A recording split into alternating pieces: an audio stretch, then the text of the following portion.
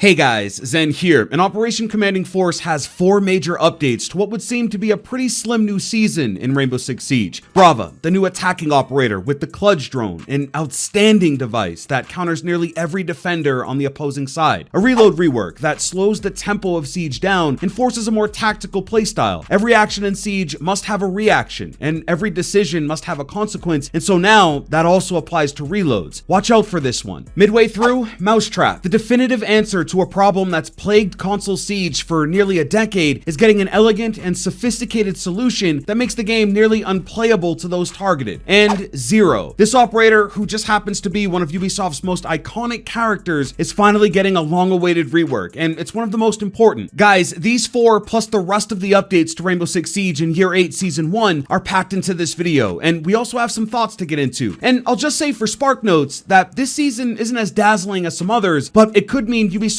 is gearing up for something big. Let's do this. No, don't do it! No, don't. No way. It's like I always had clips like that on this map. There's gotta be something to it. Yeah, that's it. Guys, if you've ever wondered which maps you play best on, then you have to see your map stats with the huge new update to R6 Tracker. They have completely rebuilt R6 Tracker, and you can literally see every single metric you could imagine. If you tab over to the Operators tab, you'll see all of your stats with each operator in Rainbow Six Siege, which operators you perform best with, KDs, win percentages, and even the amount of time you spend with each. So if you're a Cali main like me, prove it.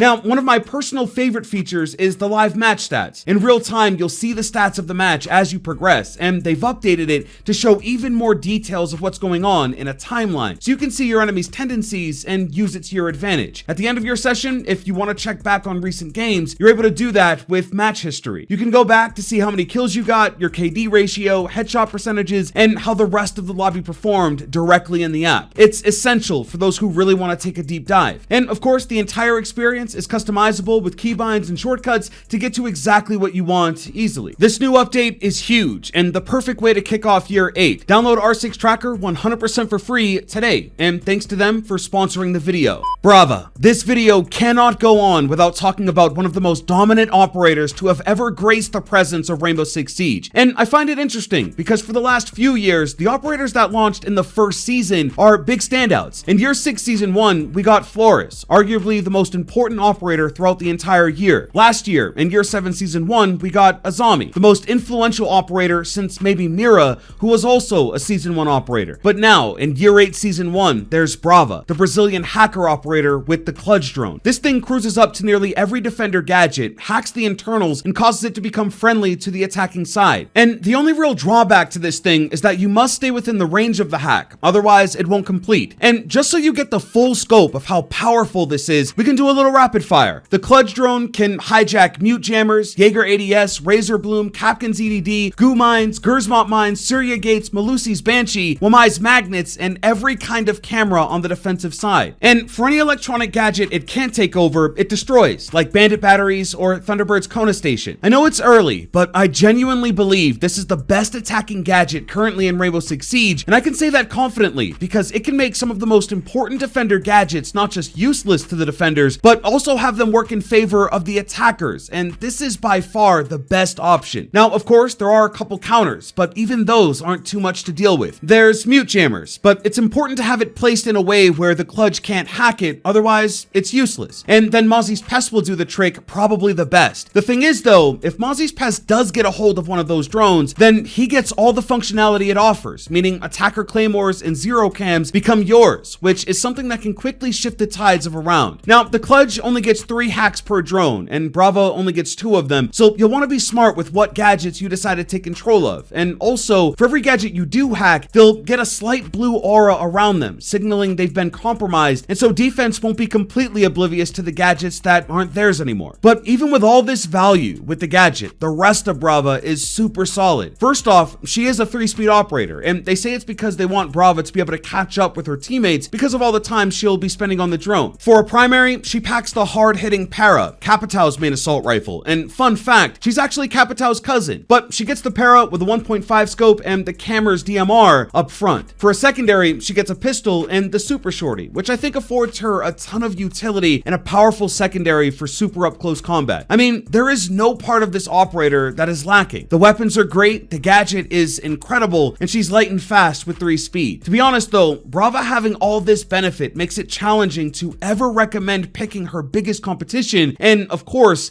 that's Twitch. With the introduction of this operator, plus the recent nerf to the F2 by removing the vertical grip, there's almost no reason to choose Twitch unless of course Brava is banned. Twitch does have at least one perk over Brava, and that's that her shock drone has both infinite range and infinite use, which can be a big help. But in nearly every other scenario, Brava just does it better. I'd much rather have one of Jaeger's ADSs working for me to catch impact nades and C4s than to just destroy it. And the same thing is true for every other gadget that Brava affects, mostly because if they are hacked, the only options the defenders have are to have the gadgets work against them or to destroy them themselves. And so Twitch, I think, is in serious trouble here. Flores added some pressure as well when he came into the game, but Flores is very limited in comparison to the Twitch drone. The Clutch does essentially everything a normal drone or shock drone does, but for the most part has a more dynamic playstyle and offers even more utility. Now, it is a larger drone, so yes, it will stick out a bit more, but it has enough range to do the hacking from a safe distance. And so I absolutely love what they've done with Brava. Like I said, I think Twitch mains might have another option here for a super good drone attacker, and I think Twitch might struggle to be popular in the long run. But Brava adds a level of complexity that I think Siege has needed for a while now, and it's just raw fun to take over defender gadgets and watch them trip all over their hard work and strategy. But they didn't leave Twitch completely out of luck, because she is getting buffed in Operation Commanding Force, and it's interesting. So essentially, her drone is now more precise, and maybe only Twitch mains who play her a lot will fully understand, but now this thing stops on a dime. Up until this point, I don't know if it was the added weight of the drone or not, but as you go to slow down or park the drone, it would kind of slide into place and wouldn't fully stop. With Commanding Force, they've made it so that our drone goes exactly where you want it to, and to also be just more precise. Given Twitch had a few nerfs recently, it is nice to get some added value with the drone, but to be honest, again, unless you play this operator a lot, it's probably not something you'll notice or appreciate too often. Next up is a big win, not just for Rainbow Six Siege, but also the competitive gaming scene as a whole, because Ubisoft is introducing Mousetrap. And yes, this only applies to console players with controller, but I think it's critical information for everyone to be aware of because it's also part of their new anti-cheat system. So it's been a known fact that dealing with mouse and keyboard on Siege is a problem that extends beyond the devs working on Rainbow Six Siege. This, at a fundamental level, is a platform holders issue because the platform holders allow the use of keyboard and mouse on their consoles, and no game dev has the power to simply say they can't. You may ask why the platform holders allow these inputs when they can cause so much damage to some of these games, and the answer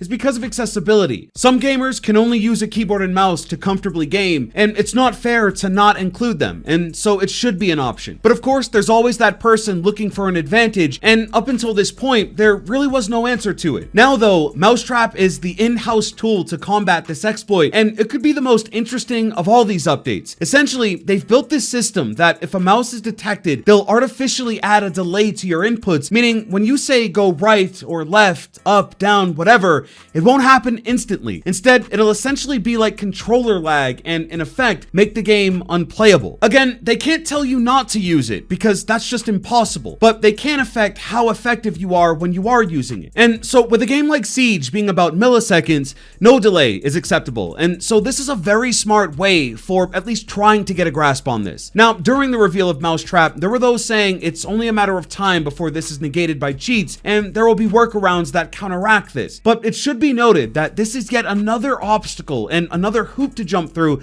to be able to use these exploits. It should also be said that Rainbow Six Siege is far from the only game that struggles with this issue, and so yeah, I think Ubisoft would be proud to be the first in the industry to have some kind of countermeasure to combat keyboard and mouse use on console. Anti-cheat in general in Siege has always been a point of contention in the community, but when you look at the fullness of it with things like BattleEye, QB, data bans, and now Mousetrap, the in-house made from the the ground up anti-cheat for Siege is in some way a reality. As they've said in the past, the cheating situation will always be an ongoing battle, and it was interesting to find out that apparently cheats are getting more expensive than ever to buy and create for Rainbow Six Siege, and so this update comes as a welcome upgrade to the anti-cheat, an innovative solution that should make those players' experience much better. The reload rework is up next, and yes, you heard it right, a rework to reloading. This update affects every single operator in the game and goes even further to affect every single weapon in the game, because now they're doing away with what they call magic magazines. If you think about it,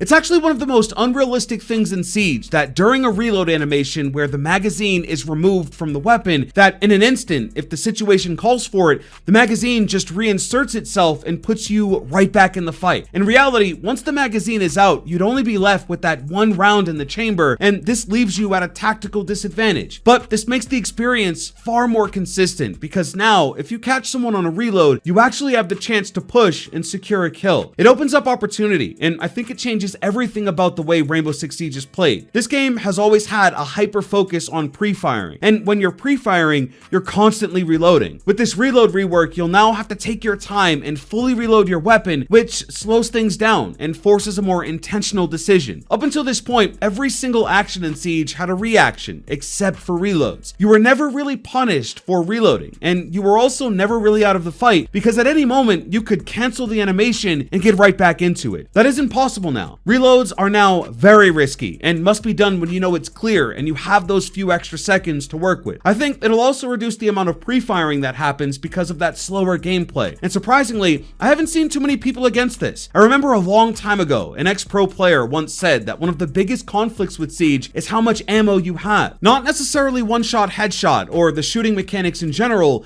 but that you're given so much ammo that pre-firing is almost always the best way to go about engaging. And so, yes, you'll still have lots of ammo, but you'll have to be much more tactical and precise about the way you work with it and when you decide to reload. I like this a lot. I think it could have been done a little sooner, admittedly, but it's an important update that I think will have a major impact here. And then the Zero rework. It's really simple, but an effective way to buff the operator. Zero now gets to decide when his cams dig into the wall. This is a big change because all this time, his Argus cams have always done this on their own, and so you'd shoot a cam through a wall and it'd be shot out immediately. The big benefit here is that now you can be more discreet about when you reveal the camera to defense. That big glowing green light will only show when you want it to, and so it'll help keep Zero cams in the round and actually effective. I actually play a lot of Zero, and so this is a great update that just makes him better at what he does. In general though, this is a wholesome season, although a bit light on actually new content. There's some battle pass stuff and of course the mid-season event to look forward to, but the big draw here is definitely the new attacker Brava. I just think she makes such a huge impact that coming out swinging with tons and tons of new things could have been a little jarring, but that doesn't mean it wouldn't have been nice. This is yet another season of Siege without a new map of any kind. No rework, no map buff, just nothing in that regard, and that is a little disappointing. Thankfully though, there are some big map related updates coming throughout year 8, but it does make the season feel a little shallow. Overall, I think this is just a good season to kick off year 8. I mean, it has been now 8 years of Rainbow Six Siege, and it feels like Ubisoft is back into a rhythm with it, and they're starting to deliver excellent content again, even if we'd all like a little bit more of it. But yeah, guys, check out this video for even more year 8 content, and I'll see you in my next video.